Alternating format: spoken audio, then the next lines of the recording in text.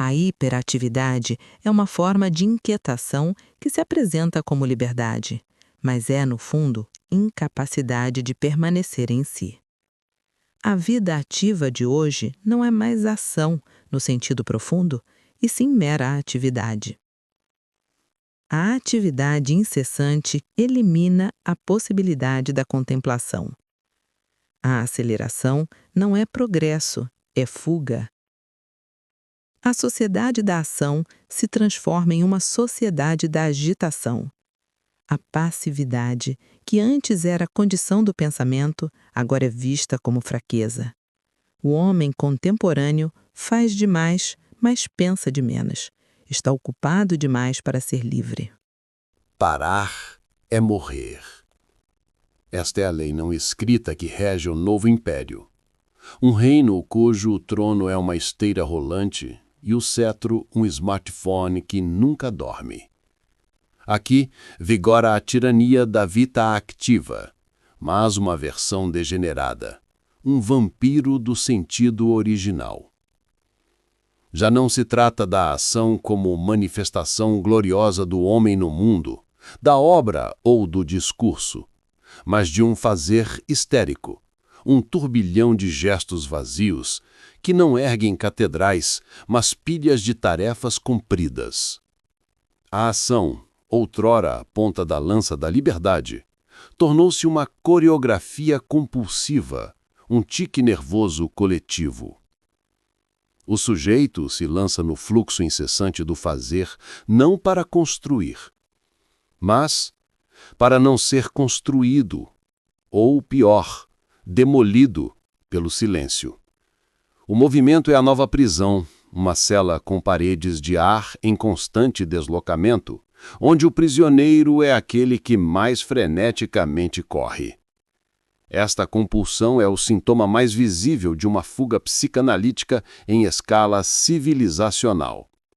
Agimos para não sermos confrontados com um abismo que habita nossa intimidade, o vazio, o tédio fundamental, o desamparo de existir, eis os monstros que a hiperatividade tenta exorcizar. Cada notificação atendida, cada projeto novo iniciado, cada compromisso inútil aceito é um tijolo na barricada erguida contra o encontro com nós mesmos. A produtividade tornou-se um novo ópio do povo, um anestésico metafísico. O horror não é o cansaço, mas o repouso, que poderia revelar que, por trás do avatar profissional e da persona social, há um deserto de significados. Preferimos a exaustão do corpo à agonia da alma inquieta. É mais fácil dobrar a realidade ao ritmo de um feed infinito do que encarar o silêncio primordial, onde ecoa a pergunta: para que tudo isso? Na realidade contemporânea, esse imperativo se materializa na cultura da produtividade tóxica e da disponibilidade permanente. O fazer por fazer é a lógica do algoritmo que pede conteúdo novo, sempre novo, independente de sua profundidade. É o profissional que se gaba de suas 80 horas de trabalho semanais, vestindo a fadiga como uma medalha de honra, enquanto sua vida interior definha. São as relações descartáveis, os stories que documentam cada momento, transformando a experiência em um espetáculo para ser consumido, nunca vivido em sua plenitude contemplativa. A conexão digital 24 horas por dia, 7 dias por semana, é o grande mecanismo de evasão, um mundo de estímulos superficiais que nos impede de mergulhar nas profundezas assustadoras de nossa própria subjetividade. O indivíduo, assim, torna-se um estrangeiro de si mesmo, um funcionário zeloso do império da ação que teme, acima de tudo, a greve geral da própria alma. O prêmio por toda esta agitação? A garantia de nunca ter de se perguntar quem se é quando se para de fazer. A velocidade é o último refúgio dos que temem o que o silêncio pode revelar. Não se trata mais de chegar a algum lugar, mas de perpetuar o ato da partida. A aceleração, como bem apontou Han, é a grande farsa do progresso, uma coreografia vertiginosa que nos convence de que estamos avançando, quando, na verdade, estamos apenas girando no mesmo vazio, com maior frequência. O sujeito acelerado é um fugitivo de si mesmo, um nômade sem território que acredita que a paisagem borrada pela velocidade é uma nova forma de profundidade. Ele troca a essência pela efemeridade, a pergunta pela urgência. Cada aumento de ritmo é um pequeno suicídio do presente, um pacto onde se nega a experiência em troca da simples sensação de movimento. Esta é a anestesia suprema, uma overdose de estímulos que adia para sempre o encontro com a pergunta fundamental que jaz intocada no centro do ser. Sob a lógica da aceleração, o tempo deixa de ser um rio para se tornar um turbilhão que suga todos os significados. A pausa, outrora espaço da reflexão e do cultivo interior, é agora vivida como uma falha no sistema, um buffer insuportável. O tédio, que poderia ser o berço da criação e do autoquestionamento, é imediatamente preenchido com um ruído digital, com a playlist curada, com o feed inesgotável. O fazer anestésico não produz obras, produz apenas a justificativa para não parar. É a fuga para a frente como projeto de vida, onde o horizonte não é um destino, mas um ponto cego que se move na mesma velocidade que nós, garantindo que nunca seja alcançado e, portanto, nunca nos force a encarar o que ficou para trás, nós mesmos. O silêncio se torna o inimigo, porque no silêncio a aceleração desaba, e o vazio, então, fala com uma voz alta e clara. Na cultura digital e no mundo do trabalho flexível, essa fuga tornou-se um imperativo social. Os feeds são máquinas de aceleração perceptual, rolagens infinitas que nos treinam para a insatisfação constante e a busca pelo próximo estímulo. A economia de atenção não comercializa informação, comercializa distração em tempo real. A cultura do hustle glorifica a vida como um estado de emergência permanente, onde descansar é pecado e a produtividade é um fim em si mesma. Nos relacionamentos, a aceleração se manifesta como descartabilidade. Uma infinidade de opções em aplicativos que transformam pessoas em produtos a serem consumidos rapidamente, onde a profundidade de uma conexão é sacrificada em nome da agilidade do próximo match. O sujeito contemporâneo, portanto, não é aquele que possui, mas aquele que corre. E corre mais rápido ainda para não ouvir os passos da própria alma, que tenta, em vão, acompanhá-lo na marcha insana em direção ao nada. O barulho do mundo é o som da fuga coletiva, a sinfonia de um planeta girando cada vez mais rápido em torno de um sol vazio. O sistema treme quando as mãos ficam vazias. Enquanto a aceleração é a sela, o ócio é a chave esquecida no bolso. Não o ócio do tédio entorpecido ou do lazer consumido como mercadoria, mas o ócio verdadeiro, um estado de graça rebelde e intencionado. É o tempo roubado da máquina, o espaço aberto onde o gesto compulsivo é interrompido e o ser pode finalmente respirar sua própria existência. O sistema produtivo, em sua lógica totalitária, teme profundamente esse vazio fértil, pois ele é o útero do pensamento não instrumental, da pergunta que não serve a nada, exceto a verdade. O não fazer não é passividade, é a mais alta atividade da alma. É o silêncio operante que desmonta, peça por peça, a prisão do ruído externo. Quando o corpo para, o mundo desacelera e no vácuo criado pela ausência de ação, nasce o eco de uma voz que havíamos esquecido, a voz da liberdade.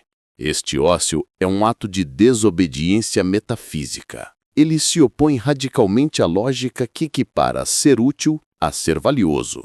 No espaço do não fazer, o sujeito deixa de ser um recurso para tornar-se um fim em si mesmo. É no ócio que a consciência, liberta da urgência de performar, pode se voltar para seu próprio abismo e encontrar lá não o vazio temido, mas uma paisagem interior de riqueza insuspeitada.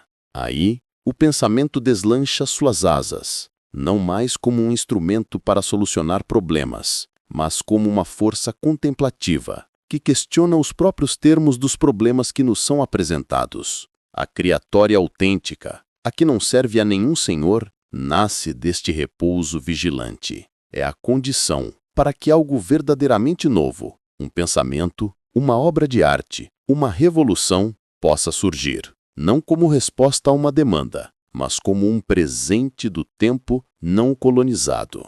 Na realidade contemporânea, praticar o ócio é um gesto de sabotagem ao regime da produtividade. É deletar o app de produtividade. É não responder à mensagem de trabalho no domingo. É sentar-se em um banco de praça sem olhar para uma tela. É o dolce fare niente como arma política. Enquanto o capitalismo de vigilância sequestra nossa atenção e a transforma em commodity, recuperar o direito ao tédio, à divagação, ao simples estar sem propósito, é um ato de resistência. As grandes ideias que mudaram o mundo não nasceram em reuniões de brainstorming, mas nos passeios solitários de Kierkegaard, nas divagações de Descartes em seu quarto aquecido, nos sonhos acordados de Einstein.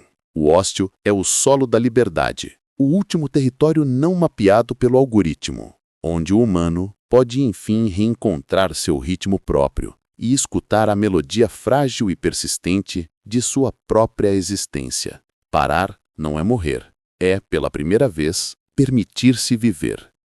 A agitação desenfreada desemboca no colapso silencioso. O sujeito hiperativo, que acreditava estar navegando nas correntes da vida, descobre-se à deriva em um mar de fumaça. Seu corpo, um artefato exaurido pela própria compulsão. Esta fadiga não é o cansaço nobre do trabalho que edifica, mas a exaustão vazia de quem correu em círculos, confundindo movimento com progresso. Sua energia não se esgotou em obras ou paixões, mas se dissipou em uma névoa de tarefas sem significado, em reações automáticas a estímulos infinitos.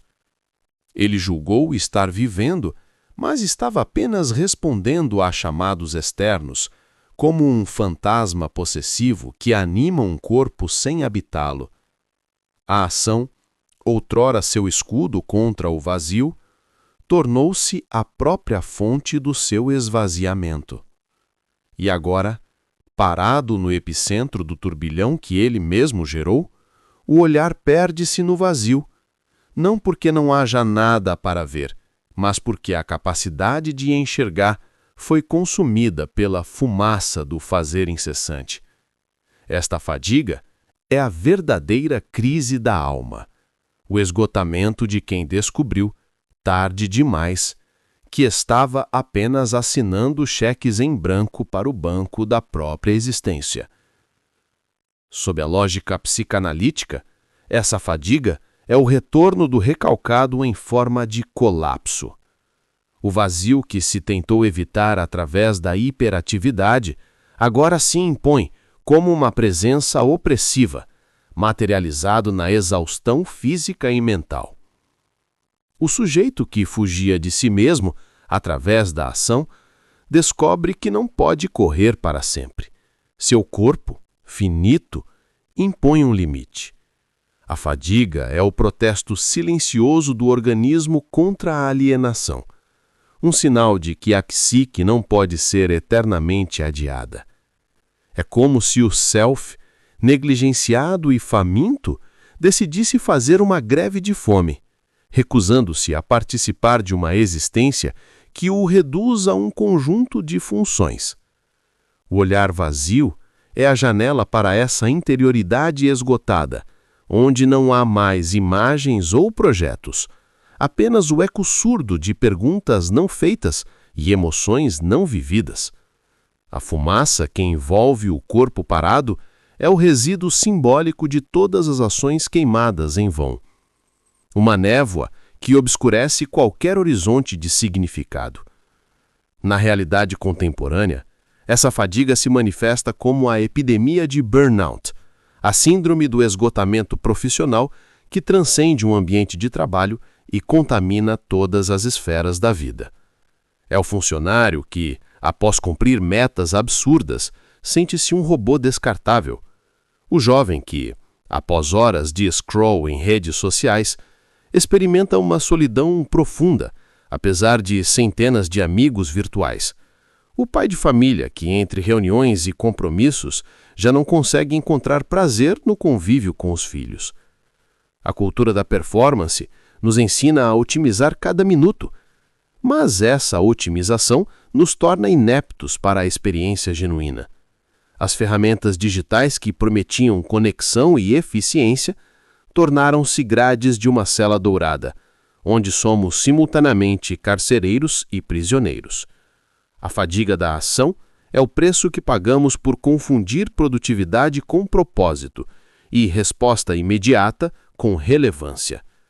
Nesse contexto, o corpo exausto e o olhar vazio são ícones de uma humanidade que, em sua corrida alucinada para o futuro, esqueceu-se de como simplesmente ser. O fechamento simbólico não é um desfecho, mas um convite à ruptura. Parar não como derrota, mas a primeira etapa de uma possível reconquista de si.